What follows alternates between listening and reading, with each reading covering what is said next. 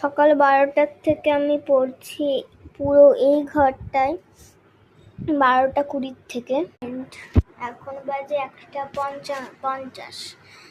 So কেউ পাত্তা দিচ্ছে না। আমি একটু পাশের ঘরে গেছিলাম, মা কথা বলছিল ফোনে, আর বলছিল যে মা যে মানে আমার ব্যাপারে বলছিল যে ও কি করছে। তারপরে মা বললো যে ওই তো ওই ঘরে ফোন দেখছে। বুঝতে পারছো কি আর বলবো। আর যদি আমি একটুখানি কি ভিডিওটা করছি তো সাথে সাথে আমাকে চটির বাড়ি দিয়ে মারবে। এটাই। আর যদি আমি পড়ি কেউ পাত্তা দেবে না, এখানটায় ঘুরেও দেখবে না আমাকে। জানি না, একটু বলতেও পারে যে জল খা, এটা লাগবে কি লাগবে না।